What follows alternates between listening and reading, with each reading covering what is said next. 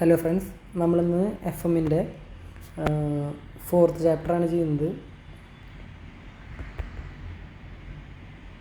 Question 1. The cost of equity capital is all of the following except. Equity എന്തൊക്കെയാണെന്നാണ് പറയുന്നത്. Minimum rate that firm should earn on the equity financed part of investment. Correct അല്ലേ? അയ്യോ, അത് കറക്റ്റാണ്. അപ്പോൾ അതുകൊണ്ട് ഈ ഓപ്ഷൻ അത് വരില്ല. ഇതൊരു ഫോൾസാണ് ചോദിക്കുന്നത്. A return on the equity financed portion of an investment at worst leaves the market price of the stock unchanged. അതും കറക്റ്റാണ്. By far the most difficult component cost to estimate. അതും കറക്റ്റാണ്. Generally lower than the before tax cost of debt. ഡെറ്റിനേക്കാളും ചിലവ് കുറവാണോ വരിക? അല്ല, ഡെറ്റിനേക്കാളും ചിലവ് കൂടുതലാണ് എപ്പോഴും ഇക്വിറ്റിക്ക് വരിക. അപ്പോൾ അതാണ് എന്താണ് ഇക്വിറ്റി ക്യാപിറ്റൽ എന്ന് ചോദിച്ചാൽ അല്ലാത്തൊരു ഉത്തരം. ഇത് ഫോൾസാണ്. ഇതാണ് ഇവരിവിടെ ചോദിക്കുന്നത്. നമ്മൾ ലീവറേജിൻ്റെ ചാപ്റ്ററിൽ അത് ഡീറ്റെയിൽ ആയിട്ട് അതിനെക്കുറിച്ച് പറഞ്ഞതാണ്. ഇനി capital structure weights can be based on. എന്തുമല്ലാണ് ക്യാപിറ്റൽ സ്ട്രക്ചർ വെയ്റ്റുകൾ? WACC, weighted average cost of capital, നമ്മൾ രണ്ട് രീതിക്കാണ് കണക്കാക്കുക. എങ്ങനെയാണ്? നമ്മളുടെ കയ്യിലുള്ള ഡെറ്റ് നമ്മൾ പുറത്തുനിന്ന് നമ്മുടെ ബിസിനസ്സിലോട്ട് നമ്മൾ പുറത്തുനിന്ന് കൊണ്ടുവരുന്ന ഡെറ്റ്, അതിൻ്റെ പേഴ്സൻറ്റേജ് വെയ്റ്റഡ് ആവറേജ്. അതായത് ഇപ്പോൾ 1,00,000 രൂപ നമ്മൾ ഡെറ്റ് കൊണ്ടുവന്നിട്ടുണ്ട്. നമ്മളൊരു 40% ആണ് പുറത്തുനിന്ന് ഇൻവെസ്റ്റ് ചെയ്യുന്നത് എന്നുണ്ടെങ്കിൽ 40% ഇൻറ്റു 1 lakh എത്ര വരും? 1 lakhൻ്റെ 40% എത്രയാണ്? 40,000 ആണ് ഡെറ്റിൻ്റെ വെയ്റ്റഡ് ആവറേജ് വരാം. അതുപോലെ തന്നെ നമ്മളിപ്പോൾ ഇക്വിറ്റി പോർഷൻ ഒരു 1,20,000 ആണെന്ന് വിചാരിക്കുക. ആ 1,20,000 കോസ്റ്റ് വരുന്നത് ഒരു 5% ആണെങ്കിൽ 1,20,000 5% എന്ന് പറഞ്ഞാൽ 6,000. 40,000 + 6,000, 46,000 ഡിവൈഡഡ് ബൈ 1,00,000 + 1,20,000, 2,20,000. അതാണ് അതിൻ്റെ റേഷ്യോ വരാം. ആ വെയ്റ്റിന്, അതായത് എത്രത്തോളം വെയ്റ്റ് നമ്മുടെ കയ്യിലുണ്ട്, ആ weight multiplied by that portion of share അല്ലെങ്കിൽ ഡിബഞ്ചർ. അതിനെയാണ് നമ്മൾ ഇതെന്ന് പറയുക. അത് ബുക്ക് വാല്യൂവിലാണ് നമ്മൾ ബേസിക്കലി പറയുക. ബുക്ക് വാല്യൂവിൽ അല്ലെങ്കിൽ പിന്നെ നമുക്ക് പറയാവുന്നത് മാർക്കറ്റ് വാല്യൂവിലാണ്. അപ്പോൾ മാർക്കറ്റ് വാല്യൂവിൻ്റെ ഒരു ഉത്തരത്തിൽ വന്നിട്ടുണ്ട് market value of debt and equity. അത് കറക്റ്റാണ്. Market value of equity and face value of debt, അത് രണ്ടും കൂടി മിക്സ് ചെയ്യാൻ പാടില്ല. Either market value of debt or equity അല്ലെങ്കിൽ book value of debt and equity. ഇനി initial issue price of debt and equity. Initial issue price ആണോ? അല്ല, അതിൻ്റെ വെയിറ്റ് ആണല്ലോ വേണ്ടത്. ബുക്ക് വാല്യൂ ഓഫ് അസറ്റ് അല്ല. ബുക്ക് വാല്യൂ ഓഫ് എന്താ? Debt and equity ആണ്, അസറ്റ് അല്ല. ഇനി the average collection period is used as an accounting measure to symbolise the average number of days among a credit score, sale date and the date whiles the customer remits payment. ഇത് ഈ kind of ചോദ്യങ്ങൾ നമ്മൾ കൂടുതലും എന്തിൽ ചെയ്തിട്ടുള്ളതാണ്? നമ്മളുടെ 3rd ചാപ്റ്ററിൽ ചെയ്തിട്ടുള്ളതാണ്, റേഷ്യോ അനാലിസിസിൽ ചെയ്തിട്ടുള്ളതാണ്. And entities average collection period indicates the effectiveness of accounts receivable or trade receivables management. അതും കറക്റ്റാണ്. പക്ഷേ പ്രശ്നം എന്താണെന്ന് വെച്ച് കഴിഞ്ഞാൽ ഇതൊന്നും ചോദ്യമല്ല, ഇത് ഒരു സ്റ്റേറ്റ്മെൻറ്റാണ്. ഈ ക്വസ്റ്റ്യനിൽ ഒരു മിസ്റ്റേക്ക് ഉണ്ടെന്ന് വേണം മനസ്സിലാക്കാൻ. ഇതിൽ ചോദ്യം ഒന്നും അവർ ചോദിച്ചിട്ടില്ലേ, അപ്പോൾ നമുക്ക് ജസ്റ്റ് വിടാം. An organisation can effect it's WACC through changing. എന്ത് ചേഞ്ച് ചെയ്യുമ്പോഴാണ് നമുക്ക് weighted average cost of capital മാറ്റാൻ പറ്റുക? ക്യാപിറ്റൽ സ്ട്രക്ചർ ചേഞ്ച് ചെയ്താൽ നമുക്ക് കോസ്റ്റ് ഓഫ് ക്യാപിറ്റൽ മാറ്റാം. ഡിവിഡൻഡ് പോളിസി ചേഞ്ച് ചെയ്താൽ മാറ്റാം. കാരണം നമ്മൾ എത്രത്തോളം ഡിവിഡൻഡ് കൊടുക്കുന്നതനുസരിച്ചിരിക്കുമല്ലോ, അങ്ങനെ മാറ്റാം. ഇത് രണ്ടും ഡയറക്റ്റായിട്ട് മാറ്റാം. ഇൻവെസ്റ്റ്മെൻറ്റ് പോളിസി മാറ്റിയാലും നമുക്ക് WACCയിൽ ചേഞ്ച് വരുത്താൻ പറ്റും. കാരണം അതാണല്ലോ നമുക്ക് എത്രത്തോളം റിട്ടേൺ കിട്ടുന്നതനുസരിച്ചിരിക്കണം. അത് പക്ഷേ ഡയറക്റ്റ്ലി അല്ല, ഇൻഡയറക്റ്റ്ലി ആണ്. അപ്പോൾ ഉത്തരം എന്താ പറയുക? ഓൾ ഓഫ് ദി അബവ് ആണ്. ഇൻവെസ്റ്റ്മെൻറ്റ് പോളിസിയുടെ ഉത്തരം അറിയില്ലെങ്കിൽ പോലും 2 ഉത്തരം അറിയാം, ശരിയാണെന്നുള്ളത് നമുക്ക് മനസ്സിലായിട്ടുണ്ടെങ്കിൽ നമുക്ക് ഓൾ ഓഫ് ദി അബവ് കൊടുക്കാവുന്നതാണ്. അത് നിങ്ങൾ ബ്ലൈൻഡായിട്ട് അങ്ങനെ ഫോളോ ചെയ്യണമെന്നല്ല പറയാം. പക്ഷേ വേറെ ഓപ്ഷൻ ഇല്ലെങ്കിൽ നിങ്ങൾക്ക് അങ്ങനെ ഒരു ക്വസ്റ്റ്യൻ വന്നാൽ MCQയിൽ അങ്ങനെ ഒരു ശരി ഉത്തരം മാത്രമല്ലേ ഉണ്ടാവുള്ളൂ. അതുകൊണ്ട് അങ്ങനെ ചെയ്യാം. Next, which of the following has an implicit cost of capital. Implicit എന്ന് പറഞ്ഞാൽ എന്താ? ഡയറക്റ്റ്ലി പുറത്തേക്ക് കൊടുക്കാത്ത എമൗണ്ടാണ് ഇംപ്ലിസിറ്റ് കോസ്റ്റ്. ഡയറക്റ്റ്ലി പുറത്തേക്ക് നമ്മൾ കൊടുക്കുന്നത് എന്താ? എക്സ്പ്ലിസിറ്റ് കോസ്റ്റാണ്. ഇക്വിറ്റി ഷെയറിന് കൊടുക്കുന്നത് എന്താ? ഡിവിഡൻഡ് കൊടുക്കുന്നുണ്ട്, അപ്പോൾ അത് എക്സ്പ്ലിസിറ്റ് കോസ്റ്റാണ്. പ്രിഫറൻസ് ഷെയറിന് പ്രിഫറൻസ് ഡിവിഡൻഡ് കൊടുക്കുന്നുണ്ട്, അതും എക്സ്പ്ലിസിറ്റ് കോസ്റ്റാണ്. റീറ്റെയിൻഡ് ഏണിങ്സ് എന്താ? അതിന് നമ്മൾ ഡയറക്റ്റ് ഒന്നും കൊടുക്കുന്നില്ലല്ലോ. നമ്മളുടെ EPS നമ്മൾ റീറ്റെയിൻ ചെയ്യാണ്, ഡിവിഡൻഡ് കൊടുക്കാതെ റീറ്റെയിൻ ചെയ്യുന്ന പോർഷനാണ്. അത് എന്താണ്? ഇംപ്ലിസിറ്റ് കോസ്റ്റാണ് വരുന്നുള്ളൂ. അതിന് വരുന്ന ഇംപ്ലിസിറ്റ് കോസ്റ്റ് എന്താണ്? കസ്റ്റമേഴ്സ് അല്ല, ഓണേഴ്സ്, ഇക്വിറ്റി ഷെയർ ഹോൾഡേഴ്സ് പ്രതീക്ഷിക്കും. നമുക്കിപ്പോൾ ഫണ്ട് തന്നിട്ടില്ലല്ലോ, തരാത്തതിൻ്റെ പേരിൽ കമ്പനിയിൽ കൂടുതൽ ഏണിങ്സ് ഉണ്ടാവും, കമ്പനി കൂടുതൽ ഗ്രോ ചെയ്യും, കമ്പനിക്ക് മാർക്കറ്റ് പ്രൈസ് കമ്പനിയുടെ അതനുസരിച്ച് കൂടും എന്നവർ എക്സ്പെക്ട് ചെയ്യും. അപ്പോൾ ആ എക്സ്പെക്റ്റേഷൻ മീറ്റ് ചെയ്യുന്നത് കൊണ്ട് നമുക്കൊരു ഇംപ്ലിസിറ്റ് കോസ്റ്റ് അവിടെ വരുന്നുണ്ട്. ഡിബഞ്ചേഴ്സ് നമ്മൾ ഡിബഞ്ചർ ഇൻട്രസ്റ്റ് കൊടുക്കുന്നത് കൊണ്ട് എന്തായാലും എക്സ്പ്ലിസിറ്റ് കോസ്റ്റാണ്. അപ്പോൾ ഇംപ്ലിസിറ്റ് കോസ്റ്റ് റിട്ടേൺ ഏണിങ്സ് ആണ്. Cost of capital is that minimum dash. Minimum dash എന്താ? കോസ്റ്റ് ഓഫ് ക്യാപിറ്റൽ കൊടുക്കുന്നത് എന്താ? റേറ്റ് ഓഫ് റിട്ടേൺ ആണ്. മിനിമം റേറ്റ് ഓഫ് റിട്ടേൺ നമ്മൾ പ്രതീക്ഷിക്കുന്നത് which a firm must and is expected to earn on its എന്തുമല്ല ഇൻവെസ്റ്റ്മെൻറ്റുമല്ലാണ്. അപ്പോൾ rate of return and investment ഇതാണ് ഉത്തരം വരാം. Increase in which of the following would not increase cost of equity calculated on the basis of capital asset pricing model? CAPM അപ്രോച്ചിൽ capital asset pricing മോഡലിൽ എന്തൊക്കെയുണ്ട് ഫാക്ടറുകളായിട്ട്? Market risk premium ഉണ്ട്. RM-RF എന്ന് പറയുന്നതാണ് എന്ത്? Market risk premium. RM-RF into beta നമ്മൾ എന്തിൻ്റെ കൂടെ ആഡ് ചെയ്യണം? റിസ്ക് ഫ്രീ റേറ്റ് RFൻ്റെ കൂടെ ആഡ് ചെയ്യണം. അപ്പോൾ റിസ്ക് പ്രീമിയം ബീറ്റയോട് മൾട്ടിപ്ലൈ ചെയ്തിട്ട് RFൻ്റെ കൂടെ ആഡ് ചെയ്യുന്നതാണ് എന്ത്? CAPM-ലുള്ള കോസ്റ്റ് ഓഫ് ക്യാപിറ്റൽ, അല്ലെങ്കിൽ cost of capital cost of equity.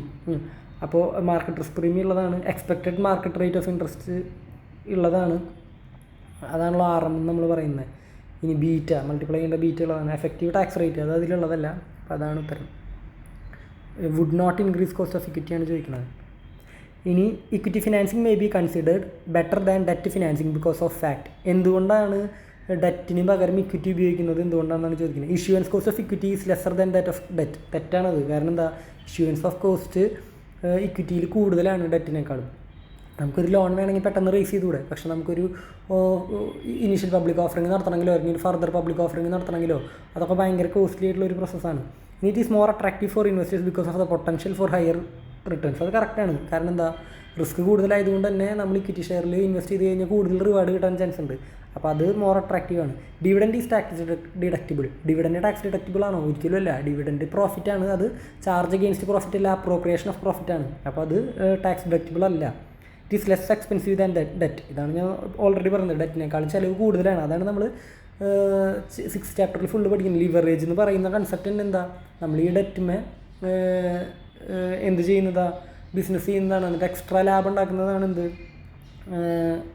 Leverage എന്ന് പറയുന്ന കാര്യം തന്നെ. അപ്പോൾ ഉത്തരം ബി ആണ്. ഇനി cost of capital refers to എന്തിനാണ് കോസ്റ്റ് ഓഫ് ക്യാപിറ്റൽ റെഫർ ചെയ്യുന്നത്? Flotation cost, dividend, minimum required rate of return, opportunity cost. Cost of capital എന്താണ്? Minimum required rate of return അല്ലേ? അതല്ലേ നമ്മൾ പ്രതീക്ഷിക്കുന്ന ഒരു കാര്യം. ഡിവിഡൻഡ് എന്ന് പറഞ്ഞാൽ അതിൻ്റെ പേരിൽ കൊടുക്കുന്നതാണ്. ഡിവിഡൻഡ് പാർഷ്യലി ശരിയാണ്, പക്ഷേ റിട്ടേൺ ഏണിങ്സിൽ വരുന്നത് കൊണ്ട് minimum required rate of return ആണ് കറക്റ്റ് ആൻസർ വരുന്നത്. Interest on government bonds is also known as. നമ്മളൊരു ഗവൺമെൻറ്റിൻ്റെ ബോണ്ട് മേടിക്കുകയാണെങ്കിൽ നമുക്ക് ആ ബോണ്ടും ഇൻട്രസ്റ്റ് കിട്ടുന്നുള്ളത് 100% സെർട്ടൈൻ ആണ്. അൺലെസ് ഒരു സാമ്പത്തിക മാന്ദ്യമോ അല്ലെങ്കിൽ ഇപ്പോൾ എന്തെങ്കിലും യുദ്ധങ്ങളോ കാര്യങ്ങളോ ഒന്നും ഉണ്ടായില്ലെങ്കിൽ നമ്മളുടെ ഇന്ത്യ പോലെയുള്ള രാജ്യങ്ങളിലോ അല്ലെങ്കിൽ ഡെവലപ്പിംഗ് ഓർ ഡെവലപ്ഡ് എക്കോണമിയിലൊന്നും ഗവൺമെൻറ് ബോണ്ടുകളൊന്നും കൊടുക്കാണ്ടിരിക്കുക എന്നുള്ളൊരു സിറ്റുവേഷനെ റൈസ് ചെയ്യുന്നില്ല. ചില ആഫ്രിക്കൻ രാജ്യങ്ങളിലൊക്കെ മാത്രമാണ് അത് പറ്റാതിരുന്നിട്ടുള്ള സിറ്റുവേഷനുള്ളൂ. അങ്ങനെയൊക്കെയാണെങ്കിൽ നാട്ടിൽ മുഴുവനാകെ കലാപങ്ങളും പ്രശ്നങ്ങളായിരിക്കും. അപ്പോൾ എന്താണ് ഉത്തരം വരിക? ഗവൺമെൻറ് ബോണ്ട് എന്താ? Risk free rate of return ആണ്. അത് അതിന് യാതൊരു റിസ്ക്കും ഇല്ല നമ്മളതിൽ ഇൻവെസ്റ്റ് ചെയ്യുന്നതുകൊണ്ട്. Next question. A company's equity share is currently selling for 50. Current year's dividend was 2 per share and the earnings of the company is expected to increase by 5%. What is the firm's cost of existing equity? എന്താ നമ്മൾ CAPM വെച്ച് കണ്ടുപിടിക്കേണ്ടതാണ്. ചെയ്ത് കാണിക്കാം. Screenshot എടുക്കാൻ പറ്റുമല്ലോ.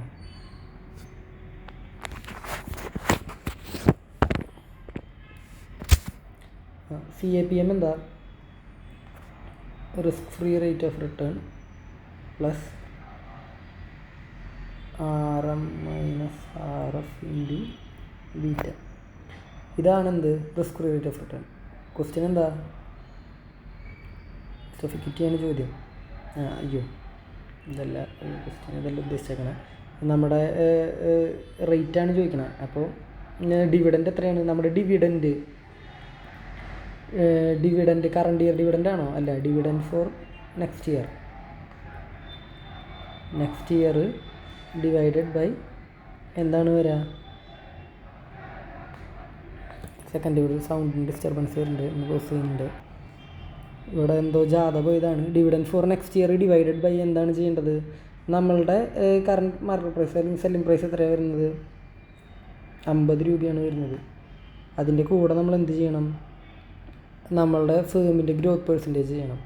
Dividend for next year എന്ന് പറഞ്ഞാൽ എന്താ? എല്ലാ വർഷവും 5% വെച്ച് കൂടുന്നില്ലേ? അപ്പോൾ 2 × 1.05, അതായത് 5% കൂട്ടുന്നതാണ് 2ൻ്റെ കൂടെ. എന്നിട്ട് എന്ത് ചെയ്യണം? ഡിവൈഡഡ് ബൈ 50 ചെയ്യണം പ്ലസ് 5% ചെയ്യണം. 2 × 1.05 എന്ന് പറഞ്ഞാൽ എന്ത് വരും? 2.1 2 × 1.05 എന്ന് പറഞ്ഞാൽ 2-ൻ്റെ കൂടെ 5% കൂട്ടുന്നതിനെ എഴുതുന്നതാണ് കേട്ടോ. അത് ഡിവൈഡ് ബൈ 50 ചെയ്യുമ്പോൾ 4.2% കിട്ടും. 4.2% പ്ലസ് 5% 9.2%. അപ്പോൾ 9.2%. ഇനി a company recently issued 9% preference shares. The preferred shares sold for ₹40 a share with a par of ₹20. The cost of issuing stock was ₹5 a share. What is the company's cost of preferred share? ഇവിടെ എന്താണ് കാര്യം? നമ്മൾക്ക് cost of preferred share എങ്ങനെ കണ്ടുപിടിക്കുക? നമുക്ക് മൊത്തം expend ആയ amount divided by നമ്മുടെ മൊത്തം ഇൻഫ്ലോ വന്നിട്ടുള്ള amount, outflow divided by inflow. Outflow എത്രയാണ് വരുന്നത്, അതാണ് നമ്മുടെ എക്സ്പെൻസ് വരുന്നത്. ഇൻഫ്ലോ എത്രയാണ് വരുന്നത് എന്നുള്ളത് നമ്മൾ നോക്കണം. 20 രൂപയുടെ ഒരു ഷെയറിന് 9% വെച്ചിട്ടാണ് നമ്മുടെ ഡിവിഡൻറ്റ് പോകുന്നത്. അപ്പോൾ 20 × 9% എന്ന് പറയുമ്പോൾ 1.8 ആണ് വരുന്നത്. 1.8 വരുന്നുണ്ട്. 1.8 എത്ര രൂപയിലേക്കാണ് വരുന്നത്? 20 രൂപയാണ് നമുക്ക് ഇതിന്ന് കോസ്റ്റ് എന്നുണ്ടെങ്കിലും ശരിക്കും എത്രയാണ് വരുന്നത്? നമ്മുടെ കയ്യിൽ കിട്ടുന്നത് 40 രൂപയാണ്. ആ 40 രൂപയിൽ നമുക്ക് എന്ത് ചിലവ് വരുന്നുണ്ട്? 5 രൂപയുടെ അടുത്ത് ചിലവ് വരുന്നുണ്ട്. അപ്പോൾ എത്രയാണ് വരുന്നത്? നമ്മുടെ നെറ്റ് എത്രയാണ് വരുന്നത്? 35 റുപ്പീസാണ് വരുന്നത്. എത്ര രൂപ നമ്മുടെ കയ്യിൽ കോസ്റ്റ് ഉണ്ട്? 1.8 കോസ്റ്റ് ഉണ്ട്. 1.8 ഡിവൈഡഡ് ബൈ 35 × 100 എത്ര വരും? 5.14%. 5.1. അടുത്ത question, cost of capital is lost in case of debt because. എന്തുകൊണ്ടാണ് കോസ്റ്റ് ഓഫ് ക്യാപിറ്റൽ? ടാക്സ് ഡിഡക്റ്റബിലിറ്റി ഉള്ളത് കൊണ്ടാണ്. നമ്മൾ എന്താണ് അതിൻ്റെ കൺസെപ്റ്റ്? നമുക്കിപ്പോൾ ഒരു 1 ലക്ഷം നമ്മൾ ഇക്വിറ്റി ആയിട്ട് റേസ് ചെയ്ത് കഴിഞ്ഞാൽ നമുക്ക് ആ 1 ലക്ഷം രൂപയ്ക്ക് വേറെ കോസ്റ്റ് ഒന്നും നമ്മൾ ഡയറക്റ്റ്ലി ഔട്ട്ഫ്ലോ വരുന്നില്ല, കാരണം ഓണർമാർ കൊണ്ടുവന്നതല്ലേ. അപ്പോൾ ആ 1 ലക്ഷം രൂപയുമേ നമുക്ക് വേറെ ചിലവുകളൊന്നും ഇല്ല. അതുകൊണ്ട് വേറെ പ്രശ്നങ്ങളോ ശരിക്കും നമ്മൾ പക്ഷേ ഓണർമാരുടെ ഡിവിഡൻഡ് അവർ എക്സ്പെക്ട് ചെയ്യുന്നത് കൊണ്ട് നമുക്ക് കോസ്റ്റ് ഇല്ല എന്ന് പറയാൻ പറ്റില്ല. ഡെറ്റിനേക്കാളും ഹയർ കോസ്റ്റ് ഉണ്ട് അതിന്. പക്ഷേ ഡെറ്റിൻ്റെ കാര്യം ഇങ്ങനെയാണ്. നമ്മളിപ്പോൾ ഒരു 10% ലോൺ എടുക്കുകയാണെങ്കിൽ നമുക്ക് 10,000 രൂപ എക്സ്പെൻസ് വരുന്നുണ്ട്. അപ്പോൾ 10,000 രൂപ എക്സ്പെൻസ് വരുന്നുണ്ടെങ്കിൽ നമുക്കത് 10,000 രൂപ നമ്മൾ ബാങ്കിലോട്ട് കൊടുക്കേണ്ടി വരും. പക്ഷേ 10,000 രൂപ ബാങ്കിലോട്ട് കൊടുക്കേണ്ടി വന്നതുകൊണ്ട് നമുക്ക് അതിലൊരു ടാക്സ് ബെനിഫിറ്റ് ഉണ്ട്. കാരണം നമ്മളുടെ എക്സ്പെൻസ്, ഇൻകം മൈനസ് എക്സ്പെൻസിനാണല്ലോ നമ്മൾ ടാക്സ് അടയ്ക്കേണ്ടി വരിക. നമ്മുടെ എക്സ്പെൻസ് 10,000 രൂപ കൂടി ഇക്വിറ്റിയിൽ റേസ് ചെയ്യുന്നതിന് പകരം ഡെറ്റിൽ റേസ് ചെയ്യുകയാണെങ്കിൽ നമ്മുടെ എക്സ്പെൻസ് 10,000 രൂപ കൂടി. ആ 10,000 രൂപ കൂടിയത് കൊണ്ട് നമ്മുടെ എത്ര രൂപയും കൂടി നമുക്ക് അതിൻ്റെ ടാക്സ് അടയ്ക്കേണ്ടത് കുറഞ്ഞു കിട്ടി. 30% ആണെന്നുണ്ടെങ്കിൽ 3,000 രൂപ ടാക്സ് അടയ്ക്കേണ്ടത് കുറഞ്ഞു കിട്ടി. അപ്പോൾ നെറ്റ് നമ്മുടെ കയ്യിൽ നിന്ന് എത്ര രൂപയെ പോകുന്നുള്ളൂ? 7,000 രൂപയെ പോകുന്നുള്ളൂ. അപ്പോൾ ടാക്സ് ഡിഡക്റ്റിബിലിറ്റിയാണ് ഡെറ്റിൻ്റെ കോസ്റ്റ് കുറയ്ക്കുന്ന ഒരു കാര്യം. Time value of money lower stated rate ഒന്നും അതായിട്ട് വരുന്ന കൺസെപ്റ്റ് അല്ല. അപ്പോൾ അത് ടാക്സ് ഡിഡക്റ്റിബിലിറ്റി കൊടുക്കാം. എ കമ്പനി സമയം കഴിയാറായപ്പോൾ ഞാൻ കുറച്ചൊന്ന് സ്പീഡ് കൂട്ടുണ്ട്. A company's debt equity ratio is 3:5. Pre tax cost of debt and equity are 7% and 10% respectively. What is the weighted average cost of capital if the rate is 30%? ഒന്ന് ചെയ്ത് കാണിക്കാം.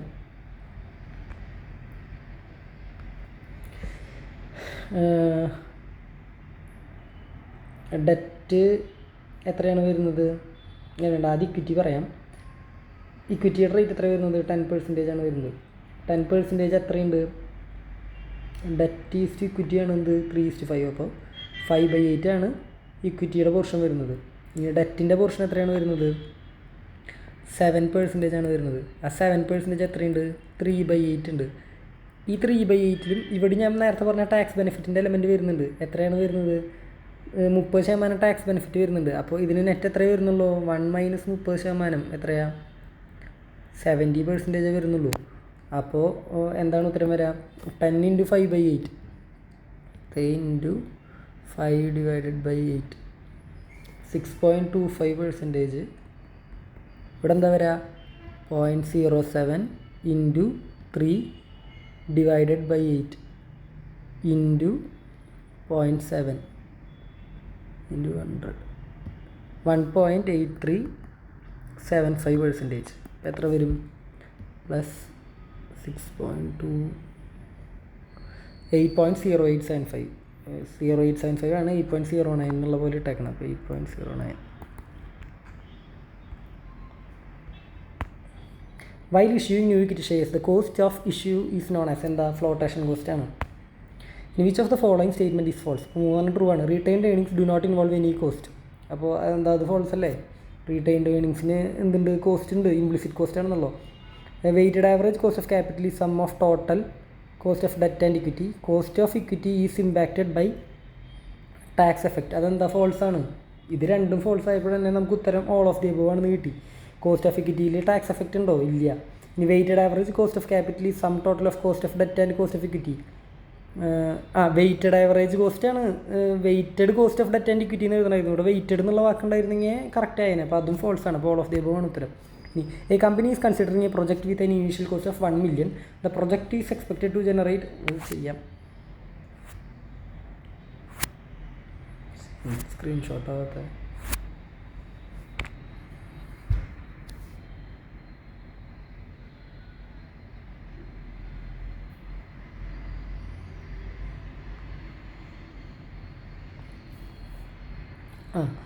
എന്താണ് N P V ഇങ്ങനെ കാണുക? ആദ്യം എത്രയാ? Negative എത്ര വന്നു? 10 million വന്നു. പ്ലസ് എന്താണ് വരുന്നത്? 5 ലക്ഷം. എത്ര എം എൽ വരുന്നത്? ആനുവിറ്റി ഫാക്ടർ കൊണ്ട് മൾട്ടിപ്ലൈ ചെയ്യണം. എത്ര? 12% ഓഫ് 5 വർഷം. പ്രസൻറ്റ് വാല്യൂ ആനുവിറ്റി ഫാക്ടർ 5 വർഷത്തേക്ക് കിട്ടുന്നുണ്ടല്ലോ. അപ്പോൾ എങ്ങനെ കാണാം? 1/1.12. അങ്ങനെ 5 വട്ടം മൾട്ടിപ്ലൈ ചെയ്യണം. എന്ത് വരും? 5 lakh by 1.12 446 428 divided by 1.12 3,98,596 plus divided by 1.12 3,55,890 3,17,759 2,83,720. എല്ലാം കൂടി കൂട്ടുമ്പോൾ 18,253 വന്നു. അത്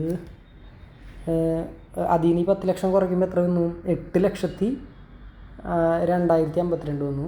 അപ്പോൾ 8,02,052 അടുത്തുള്ളത് എന്താ? 7,99,610 ആണ്. അവർ റൗണ്ടിങ് ഓഫിൻ്റെ ഡിഫറൻസ് ആണ് അതുള്ളത്.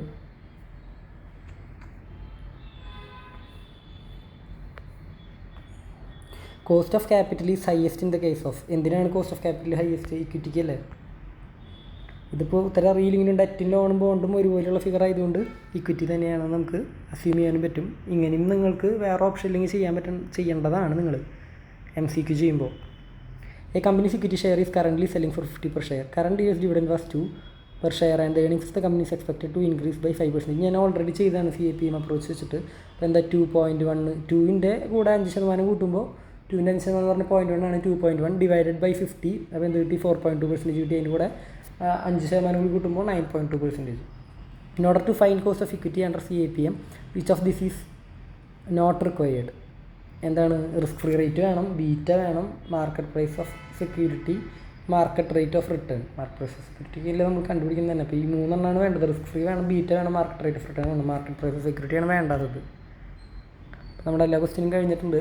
ഈ ചാപ്റ്ററിൽ നമ്മൾ ബേസിക്കലി നോക്കുന്നത് എങ്ങനെയാണ് നമ്മളുടെ കോസ്റ്റ് ഓഫ് ഡെറ്റും അല്ലെങ്കിൽ കോസ്റ്റ് ഓഫ് ഇക്വിറ്റിയൊക്കെ എങ്ങനെയാണ് നമ്മളുടെ ഫിനാൻസിൻ്റെ കോസ്റ്റ്, നമ്മളുടെ ബിസിനസ്സിൻ്റെ നമ്മൾ റേസ് ചെയ്യുന്ന ഫണ്ടിൻ്റെ കോസ്റ്റ് എങ്ങനെയാണെന്നുള്ളതാണ് ബേസിക്കലി പാഠത്തിൽ പഠിക്കണം. ഇത് വളരെ ഈസി ആയിട്ടുള്ളൊരു ചാപ്റ്ററാണ്. KE KD എന്നൊക്കെ പറഞ്ഞ് നമ്മൾ KP എന്നൊക്കെ പറഞ്ഞ് നമ്മൾ ആ ഫോർമുല ഇട്ടിട്ട് കണ്ടുപിടിക്കലാണ് കൂടുതൽ തിയററ്റിക്കലി വരുന്നത്. നമ്മൾ ഈ പ്രോബ്ലംസ് ആയിട്ട് വരുന്നത്. നമ്മൾ ഈ കാര്യമാണ് തിയററ്റിക്കലി സ്ട്രോങ് ആക്കേണ്ടത്. ഇത് സ്ട്രോങ് ആയാലാണ് നമുക്ക് എല്ലാ കാര്യങ്ങളും കൃത്യമായിട്ട് ഫോളോ ചെയ്യാൻ പറ്റുള്ളൂ. അപ്പോൾ നമ്മൾ കുറച്ച് FM-ലും MCQ വരുന്നത് കൊണ്ട് തിയറി പാർട്ടുകളും ഇഗ്നോർ ചെയ്യാതെ അതും നന്നായിട്ട് തന്നെ പഠിക്കണം. അപ്പോൾ എല്ലാവർക്കും ഓൾ ദി ബെസ്റ്റ്.